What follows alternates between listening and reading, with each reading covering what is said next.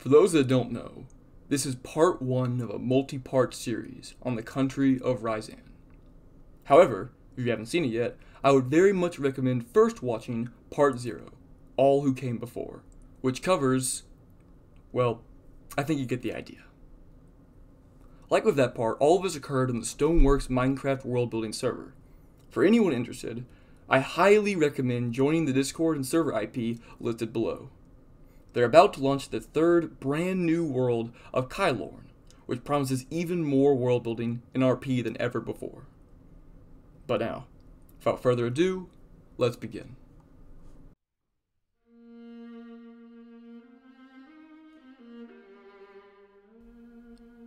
In 1500 BSS, the first wave of Ryzani settlers would arrive to Westreach, these peoples being in the greatest numbers of any of the aforementioned Brothian groups. What's the most interesting, though, is that this was 200 years after the supposed great catastrophe that decimated life in Asia. Supposedly, was the catastrophe to be as bad as it was rumored to be, these people should have all been extinct by this point, or at the very least less populous than the Olthiacs. Instead, they were far more so.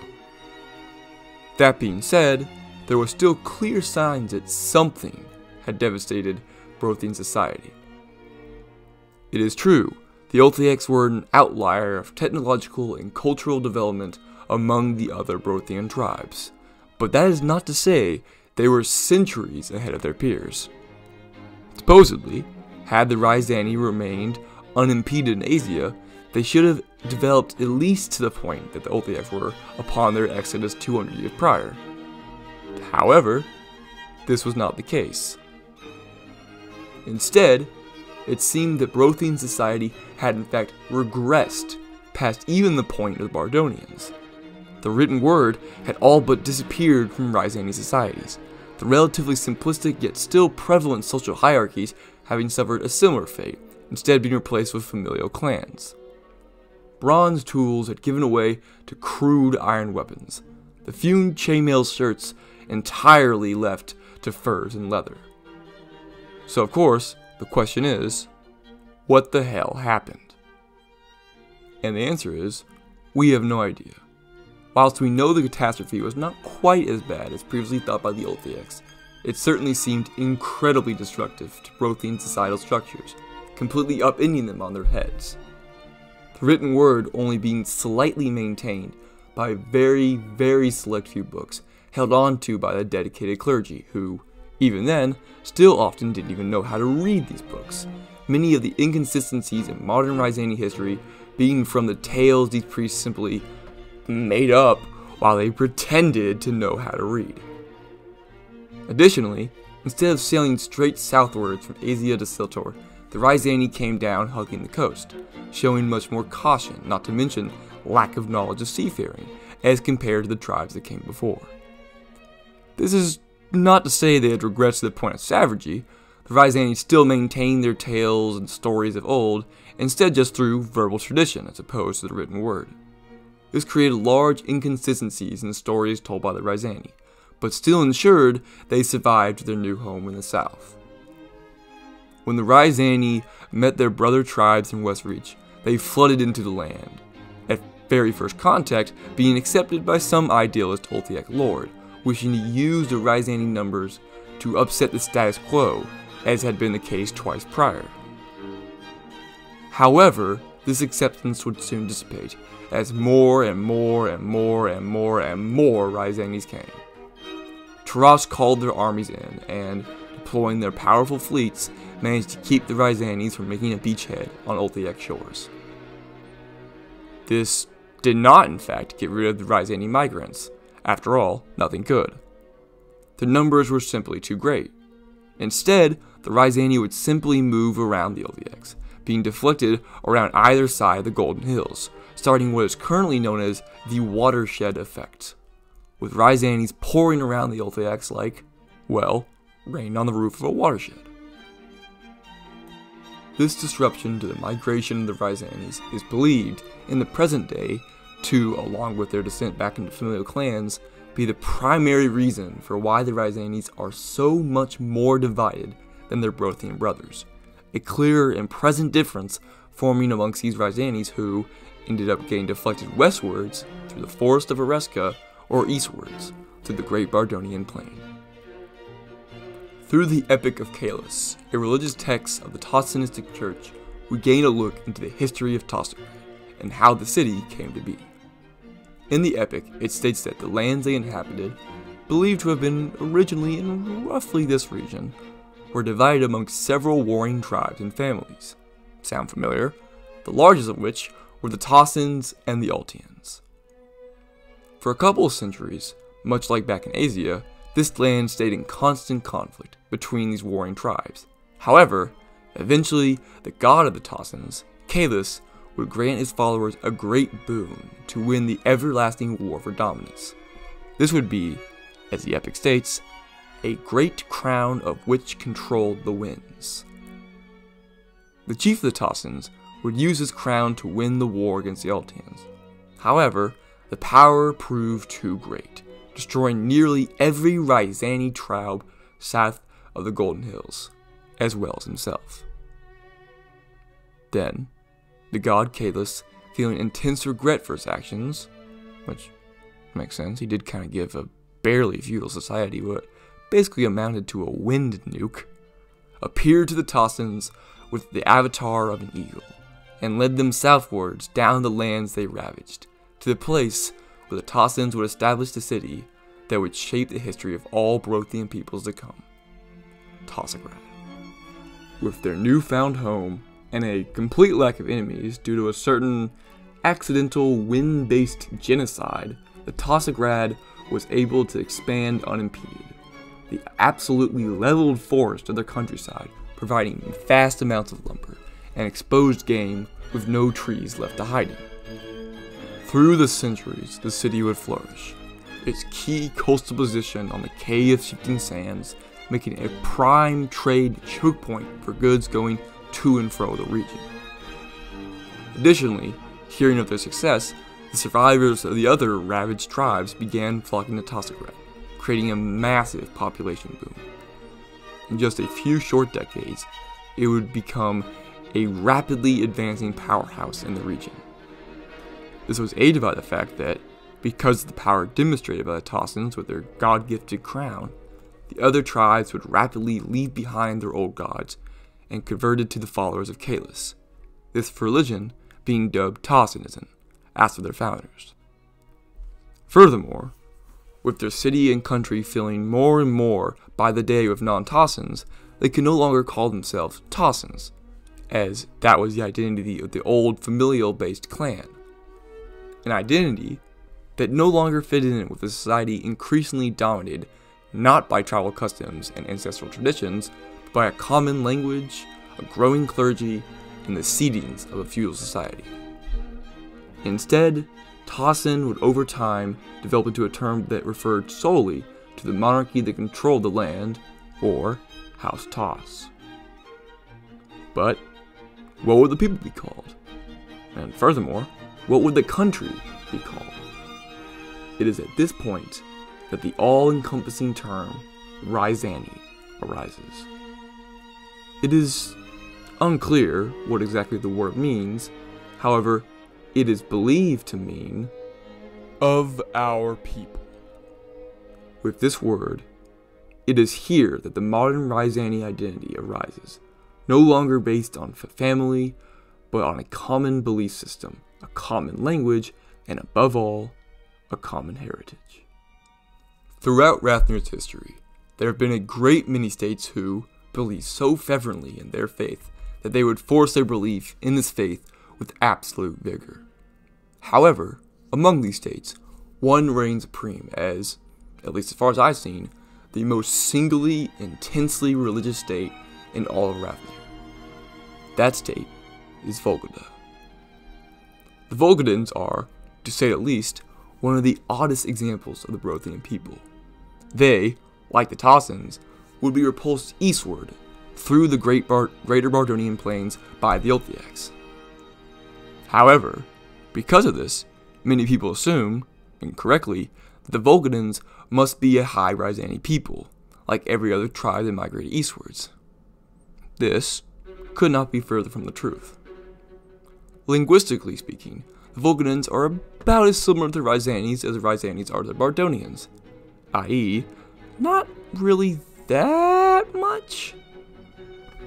Moreover, their culture and society, both as it would involve Restreach and as it originated in the Third Migration, was very different than, really, any of the other Rothian tribes, save maybe the Bardonians.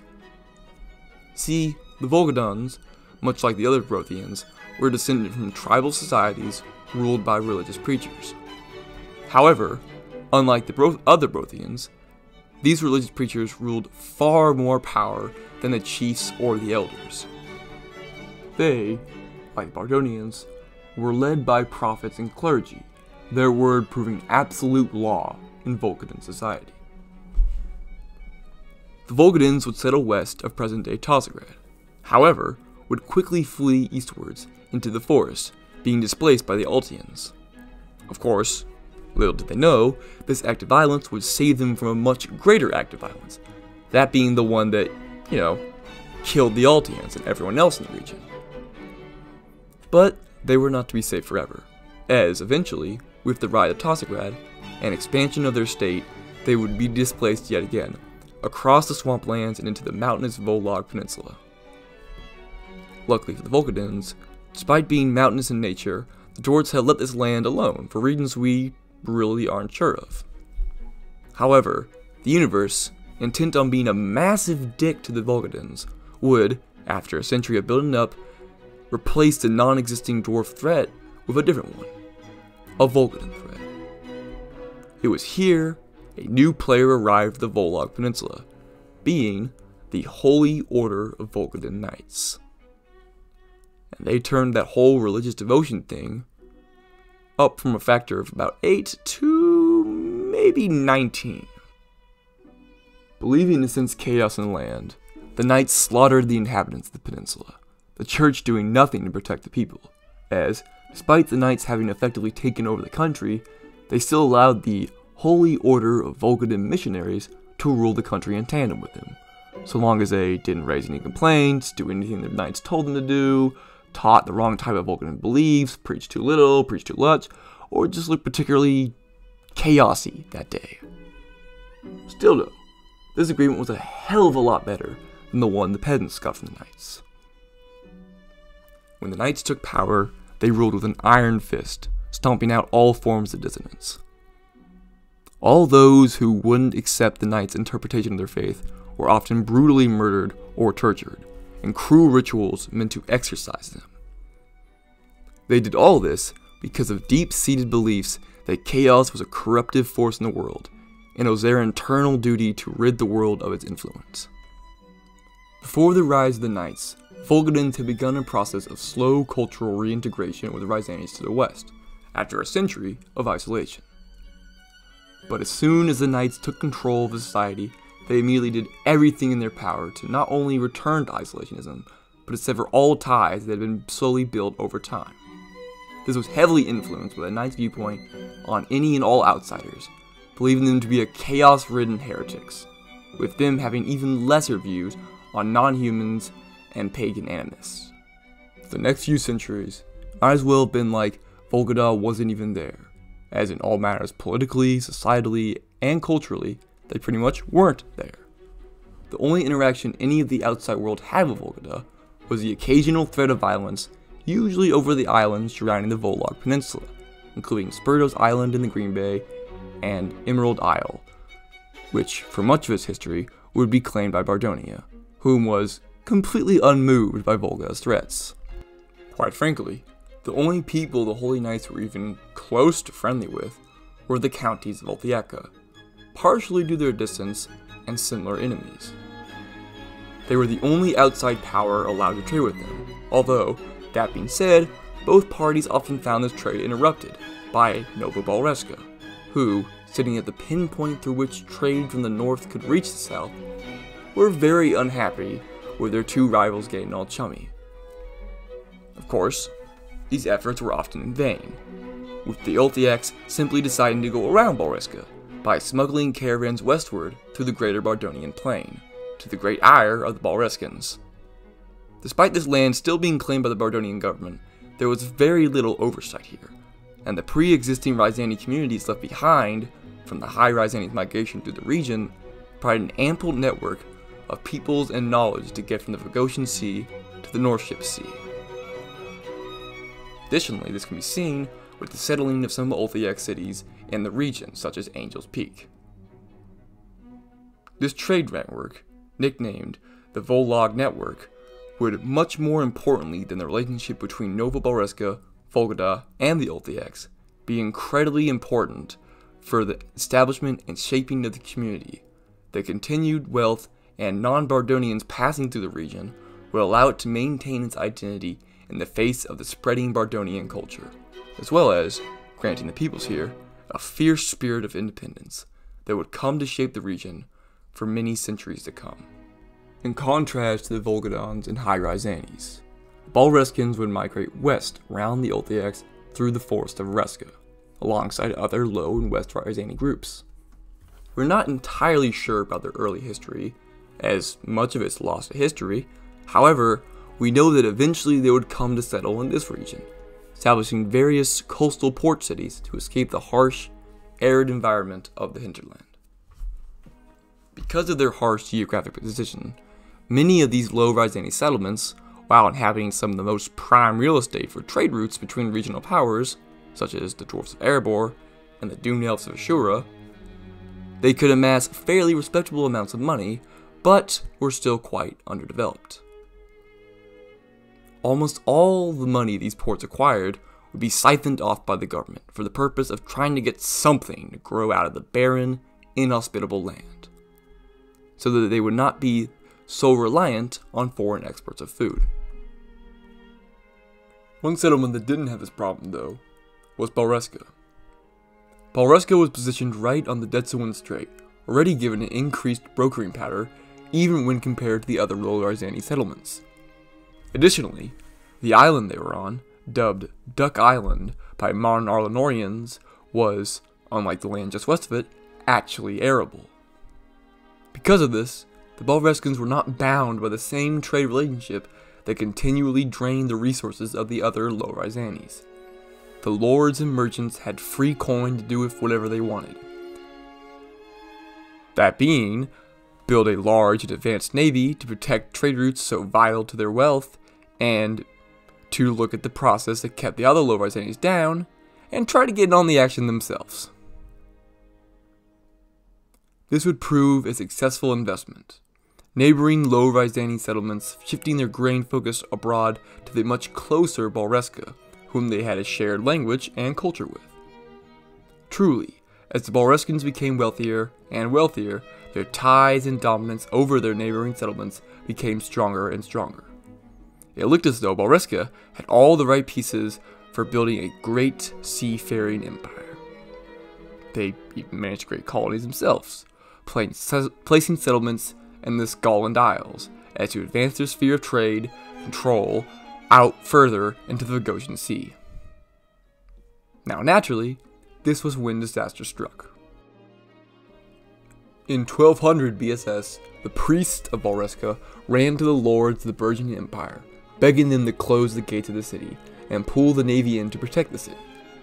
They said this was because the patron goddess of the Balreskan people, Mutatim, had come to them during a weekly ritual of praise, warning them that soon, if they didn't act, the city would be sacked by waves of marauders and bandits.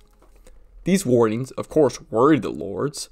Any threat to the city was to be taken seriously, but ultimately, the lords did not in fact heed the priest's warnings, as to close their port would mean no money, something the lords deemed unacceptable.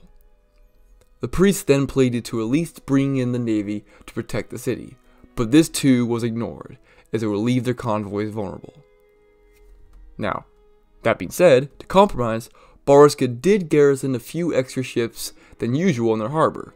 However, this was more of a skeleton crew than anything, and mostly just to get the priests to stop running their mouths about the whole imminent doom thing. Now, as it turns out, the priests' warnings were right, and less than a week after they had petitioned the lords to close the port, a huge swath of sea marauder ships came from the east to lay waste to the city. They were easily able to breach the city, as while Balreska had a large, intimidating navy, being an island nation meant that it really didn't have to focus all too much on land forces. Pouring into the city streets, the inhabitants of Balreska were butchered by these bandits, who, after emptying every house of its valuables, would set fire to the homes, and throw upon them barrels of rub and pig fat. Then, intriguingly, once they arrived at the inland farms, instead of simply setting fire to them, they instead went through the tedious and methodical process of destroying every crop, digging great holes, and then using these holes to salt the earth.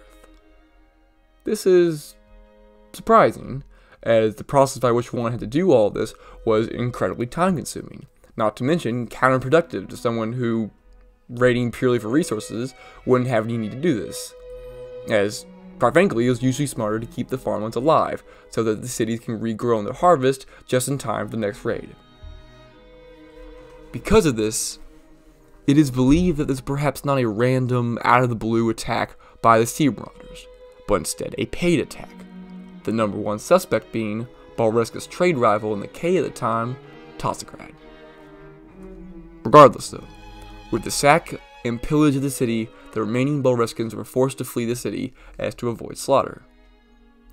Thank God for the few extra ships that were brought in to protect the city, as they were used as evacuation vessels for the city's populace as they fled eastward. In a cruel twist of irony, while many of the same lured to doom the city to its downfall would be saved by these ships, the priests who warned of the attack would not be, all but one of Balreska's preachers having been slain when the Sea Marauders attacked their various temples across the city. As the ships left the city, it is said their goddess Mutaten appeared to them in the smoke, to lead them safely away from the burning debris of Balreska. This is not to say the goddess was without spite, as while she led them on the journey eastward, she plagued their fleet with some of the worst storms seen in history of the K, bombarding their ships with hail, lightning, and waves that could swallow a frigate hull, punishing lords for their greed and insolence. Finally, though, after a long, perilous journey, the Balreskans arrived at their new home, around the Volog Peninsula just north of Spertos Island. Here, out of reverence for Mutaten, both their savior and their temporer, they would not build their new settlements on the lowlands of the coast, but instead just off of it, on a small isle that would come to be known as Nova Balreska. Here in this region, they would rebuild much in the same way they had originally built up, establishing a strong navy and focusing on agricultural expansion, both to secure the profitable grain markets of the low Rysani ports. Unluckily for them, these efforts would not be successful as they were back in Old Balreska, as now, no longer in their position in the straits, they did not have nearly the same control of trade in the region.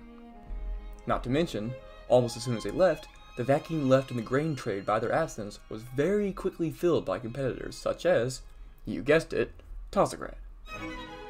Unsurprisingly, these competitors weren't exactly keen on allowing Nova Balreska to reassert control in the market, and thus, any efforts to do so were met with fierce resistance. Neighboring states such as Tosigrad, Erebor, and Ashuru, all of which benefited from the Nova Balreskans being forced out of the competition.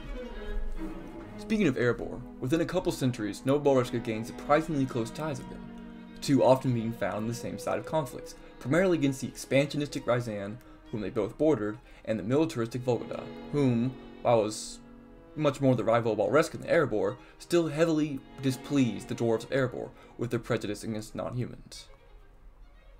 Although the dwarves would view this relationship the same way they viewed any relationship with the Brothian descendants, as a domineering relationship whereby Nova Balreska were uncivilized barbarians to be used as chess pieces against their rivals, it was undeniable that this was very much a mutualistic arrangement.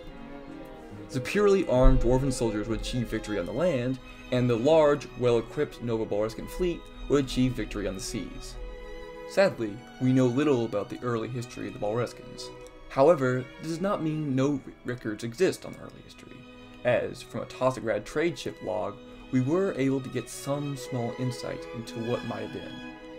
But first, we need to talk about Belka. The Duchy Belka is a name that anyone who is familiar with early Rethnerian history knows. Belka was known to be one of the powerhouses of the ancient world of Siltor, their city being described as the biggest and most prosperous on the continent. We are not sure when it came into existence, or how for that matter, but we do know that it was one of the oldest political entities in Siltor, the inhabitants of which have been believed to be some of the very few truly native groups of the continent. However, despite all of this information, we know exceedingly little about them. Even with their vast wealth from trade, both with the dwarves, elves, and etc., and later other powers that around the region, they were known to be an incredibly isolationist people. The trials any of these entities had to go through to even have the supposed privilege of trading with Belka having been immense. Unexpectedly, someday Belka would disappear entirely, for reasons entirely unknown even to Belka's own neighbors. Modern historians believe it was most likely a massive flood of the coastal marshlands it had been built on that would annihilate the city, but sadly this belief is not capable of being corroborated by any information from the time, as again, the very little accounts that exist seem just as confused as we are. One source, though, that has been found shedding a little light onto the mysterious forerunners of the region is a single 700-ish year old trade log, stored among the city archives in, of all places, Tosigrad. It reads, "We docked at port in the morning, proclaiming our purpose and cargo to the officers of the deck. With raised brows, they allowed us to leave our ships and began unloading our goods, eyeing us with suspicion the whole time. After successfully unloading all of our goods for market, 2 men came to see us, dressed in odd fineries, such as silk and gold thread. Greeting us coldly, the men spoke to us in the mother tongue, nearly perfectly, stating that whilst we would be allowed to sell our goods in the city, we would not be permitted access past the docks, nor would we be permitted an audience with the Duke. Sovomet prepared us for this, and thus we did dare not ask questions, knowing our presence to only be tolerated as it was. We complied quietly, heads laid low as to not cause insult, though, with instant, it was hard not to stare, when, as we brought our goods to bear, a creature watched us from the battlements. Its black eyes shone like small islands of coal in its pink whiskered face, with large horn-like appendages coming from the top of its head. What was oddest still was that this creature adorned the clothes of a man, its finery of an even higher quality than that of the men who had met our arrival. For those who are not aware, the lords of Balreska and Nova Balreska were not ethnic Low Rysani. In fact, they were not even human. From the point that Balreska emerged among the various other port cities in the western Cave Shifting Sands, it, unlike the others, was controlled by a large minority, being the race of salamanders. We have no idea where these people originated from, as again, they are not found in any of the other Low Rysani settlements, nor are they believed to be native to the island of Balreska. It is from this, and the aforementioned trade log, that some scholars have devised a theory of the matter, which we call the Linsko theory, named after the Rysani scholar Peter Linsko. The Linsko theory hypothesizes that, most likely, the salamanders were the natives of Belka, and when in the Third Brothian migration the Low Rysani passed through their region, they, in a move somewhat uncharacteristic of Belka, allowed some of these people to settle, integrating them into the lower classes of their society. This would remain this way for centuries, mostly remaining at the bottom rung of society, but slowly seeping into higher classes, such as the warriors and the clergy. Then, when Belka was wiped out, it is believed, similar to how the Balreskans sailed eastwards to settle in Nova Balreska, the Belkans sailed southwards to the Strait of Desawan to form Balreska. It is here that they would grow and develop into what is now called Balreska, the name itself believed to be a derivative of Belka. Now, true or not, the possibility to learn and confirm more about the mysterious, ever-elusive Duchy of Belka is, well, incredibly intriguing. Of all the various counties and tribes of the Brothian descendants, Bjornskol easily got the worst deal possible in their region. Unlike the gold-rich mountains of Vokor and Erebor, or the rich trade routes of Ryzan and the Olthiacs, Bjornskol land gave them absolutely nothing. Even trying to grow the bare minimum of food from it would take years of back-breaking, expensive labor, only to be swept away in an instant by the occasional flood or forest fire. attempting to make fortified settlement was near impossible, due to the region's incredible vulnerability to attacks from, well, really every direction. Though particularly from the north, where at least every other month or so, varying sizes of high Rysani barbarians would venture south to raid Bjornskjöld of what little it had. The constant raids also had the effect of drastically slowing and damaging the development of Bjornskjöld's society and advancements. Even compared to the other Rysani holds, which we know relatively little about, we know nearly nothing about Bjornskjöld's history, as even by 300 BSS, barely anyone, save the Tsar and his family, were literate, with nearly every man, woman, and child being dedicated solely to trying to grow something from their barren fields and fighting off the constant raiders. Now, at the very least, the one thing they had going for them was they were rarely ever properly invaded, although this was primarily because there wasn't really much reason to. Beyond the uselessness of the land and the difficulty that would come with the holding it, it just wasn't really on the way to anywhere, really. Perhaps had Belka continued into the modern age, it could have posed a possible land route, but even then, the Duchy of Belka wasn't exactly renowned for wanting to connect up with their neighbors. Even if it weren't for all that, Bjornskjöld would be incapable of gaining prominence, from the simple fact that, just due to its eats, was a far, far, far better alternative. Not just for the West Rysani, but for really anyone interested in settling in the region. This alternative was Volkograd. Volkograd, in many ways, rose much like Tazograd did. While the inhabitants of Volkograd were largely descendant from the West Rysani migrants to the forest of Oreska, they too found their origins in a bloodbath between local rulers of the region, and, after having won the struggle for power, they began absorbing nearly all of their brethren, with the exception of Bjornskjöld, whose constant dedication to military survival made them much more independent from the rest of the West Rysani culture. Additionally, Volkograd was also much like Boreska, in that while the country had a strong, prevalent Rysani majority, it was still largely controlled by a non-Brothian minority, in this case, the Valkyries. Again, like the Boreskans, we don't really know too much about the Valkyries, knowing only they were an endangered species in the region, having been reduced to numbers only in the tens of thousands. The reason the Valkyries were able to dominate over the West Rysani who came into this region, instead of succumbing to them like so many other natives of the region did, was actually rather simple.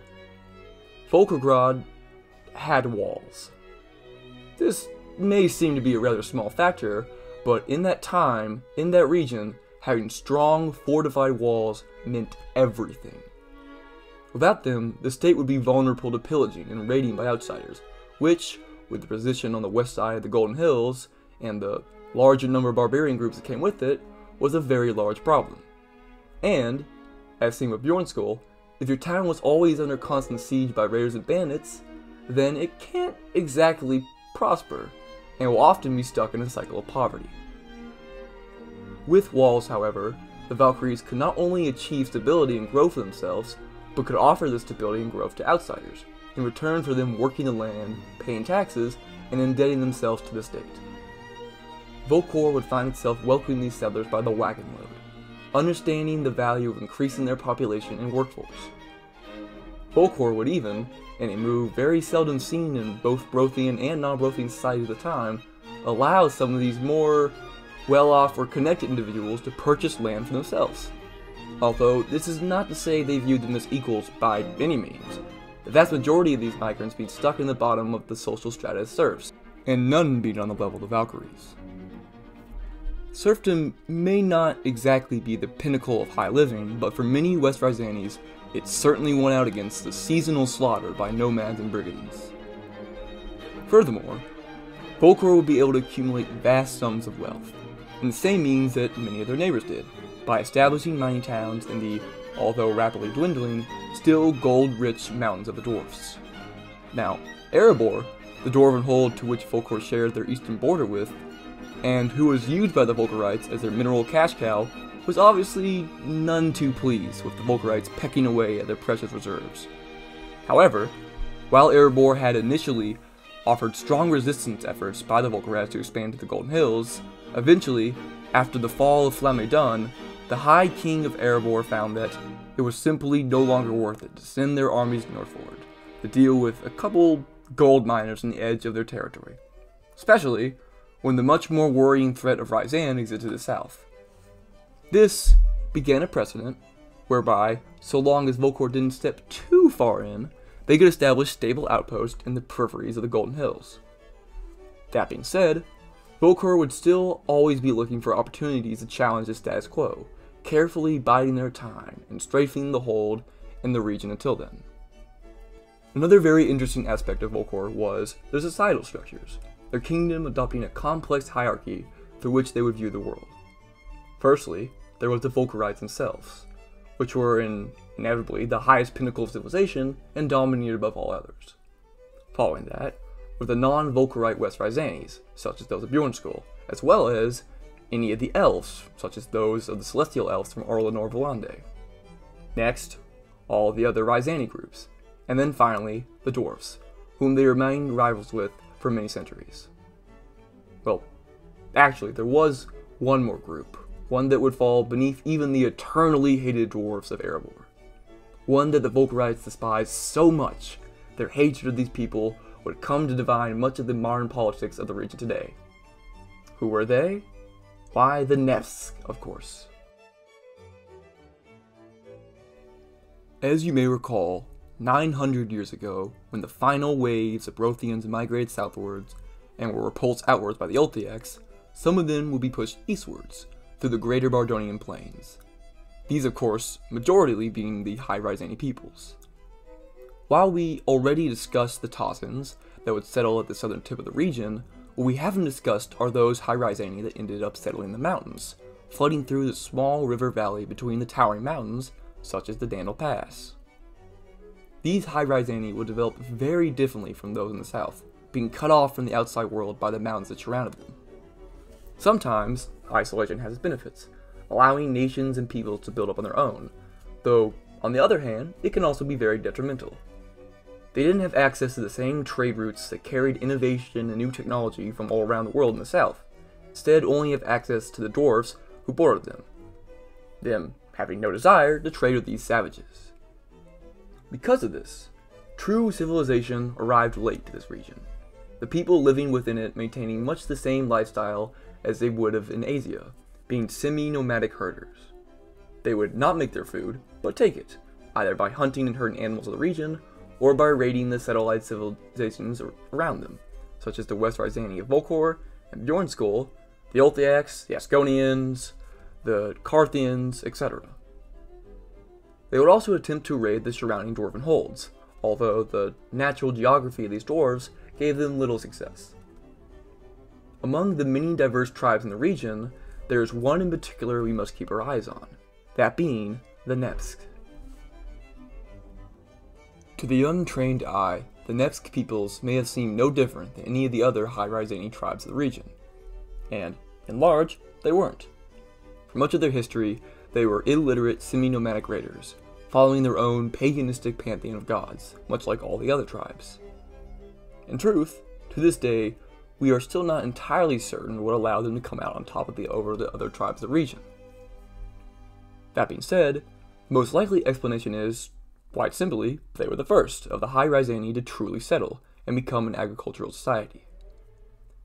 It is said that the founder of Neskoslavia decided to leave behind his people's nomadic ways when his people were making camp by a river for a night, and this massive storm occurred, thunder booming like titanic war drums, the furious clouds pouring out onto them in a great torrential downfall, all the while as the sky stayed bright as day from the barrage of lightning strikes. This biblical-level storm was interpreted, well, biblically, as a clear directive from the thunder god of Perun to make this riverside camp their new permanent home.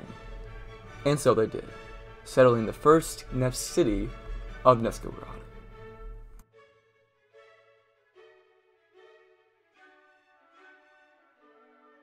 Now, with all that in mind, we now arrive in the new setting of Westreach, a land once dominated by warring holds of similar origin and culture, now dominated by warring kingdoms of similar origin and culture, with, to the north, warring counties of similar origin and culture. And, in truth, this would be the story of this region far after many of these nations would die out, and even to the current day.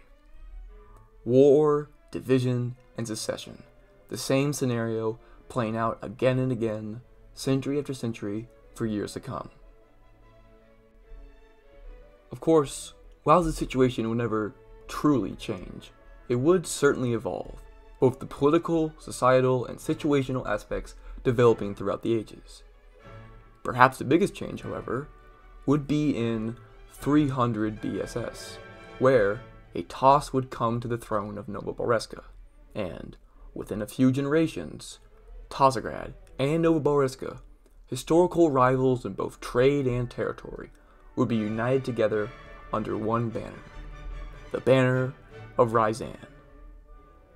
This is where someone incredibly important to the history of Ryzan enters the picture. Someone whose relationship with Ryzan would, in many ways, represent Ryzan's relationship with itself. He would be the man, the myth, the dad who stepped out to get cigarettes 16 years ago, King Canadian Toss of Ryzan. Or as he is more commonly known, the First Tsar. Eventually, under Canadian's direction, Ryzan's neighbors would be coerced into joining his so-called Confederacy of Ryzan. Surprisingly, the first to agree to join his efforts were the Dwarfs of Erebor. Not a century ago had the Hold actually converted to Tossanism, adopting Aten Staines as their patron deity, that being the god of mountains. This is, in large, due to the leader of the Hold at the time, King Owen II, supposedly having a dream about a god resembling the deity one night, although by this point the borderlands had already been slowly getting influenced by Tossanist missionaries. Efforts on this front had been made before, however it was only now, due in part to the religious aspect, as well as the fear of being crushed by this burgeoning power, that Erebor finally agreed to join the fold. When his father died, the young Canadian would spring into action, reading through the old tales of stories about the united Brothian peoples, and set about making these tales a reality. Canadian was a complicated figure, to say the least, but he had one goal at heart: uniting Westreach. Canadian saw, to his east, the growing threat that was Bardonia, and believed the only hope for the Ryzani peoples was to unite together, if only loosely, to stand on their own. To begin with, using all the wealth accumulated in the coffers of Tossgrad and the strong naval presence of Nova Boriska, he started off by finishing the job many of his predecessors had dreamed of, by annexing the low Ryzani city-states of Detsuan, incorporating them directly into Tossgrad. Though they would maintain some autonomy, they were not to be the equal members he had envisioned his confederation to be consisting of. No, the annexation of the Detsuani city-states was to be a show of force, proving to the surrounding nations that the united Tossgrad and Nova Boriska was a force that would stand strong and act decisively. The goal of this action was not just to acquire more territory and deal away with Tossgrad's trade rivals, but to show to Westreach the strength of Ryzan and the benefits a united force could bring. And though it would take a while, this worked. Next came Volgoda, who, despite their history of isolationism and intense xenophobia, as well as having also refused the efforts of Ryzan for decades, suddenly changed their tune and decided to join. The exact reasoning for this sudden change in tune is unknown. However, most believe there was a desire to both not get crushed by the Ryzani state, as well as utilize united Ryzan's military to wage war on their neighbors. Finally, a little while after, came Volgograd. They, as you can probably guess, had also been invited before, only to repeatedly refuse all offers. However, by this point, it was clear what direction the wind was blowing, and the rulers of Volkor at the time, House Sigrun, feared that if they didn't join, their small mining towns on the periphery of Erebor would be seized by this new confederacy, as they were technically in Erebor's mountains. At last, though, the die had been cast, and the initial first iteration of a united Ryzani state came to be, the Confederacy of Ryzan. featuring the 6 states of Tossograd, Novoborezhka, Erebor, Volgoda, Volkor, and Spartos Island. Although in reality, they had counted themselves as 8 nations, with the Low Ryzanes of Detzwin and the Scotland Isles being seen as semi-autonomous. In the next decade, though, spurred on by outside pressures, the Confederacy of Ryazan would expand even further, incorporating Bjornskul, Nepskoslavia, and Rimtal. Rimtal was a bit of an odd one, being the 4th and by far newest unifier of the Olthiaks, having only begun their unification a few decades before joining the Confederacy.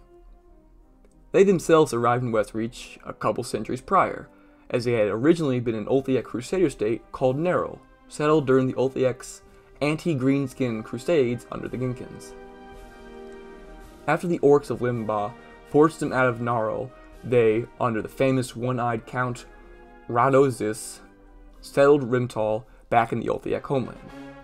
A couple hundred years later, though, they had only just conquered the rest of the Olthiacs, and their ruler, Count Donclus, decided to join the Confederacy, for the hope that doing so will legitimize Rimtali's power over the Olthiacs and freeze their internal process of de-evolution.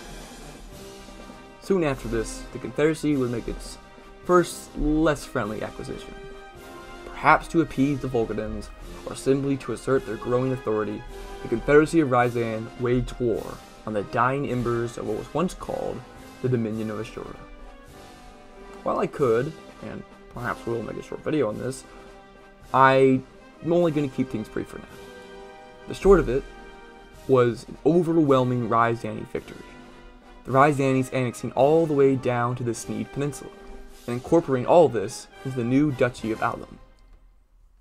Now though, truly the pieces had come together, the Confederacy standing tall as a growing juggernaut of power in Siltor.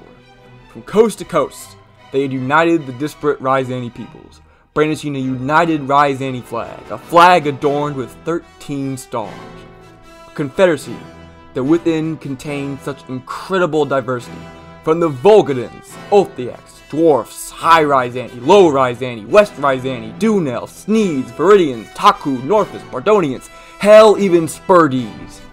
A melting pot? Try a melting cauldron of ethnicities, all squeezed together into one decentralized confederacy, spanning a range of climates from cold spruce forests to scalding inland deserts, and interspersed in the middle a massive mountain range carving the country into 1,000,000 pieces, all brought together under the tutelage of the glorious Canadian Toss. And in the next episode, we'll find out how it all comes apart. Thank you. This has been Whiskey, signing off.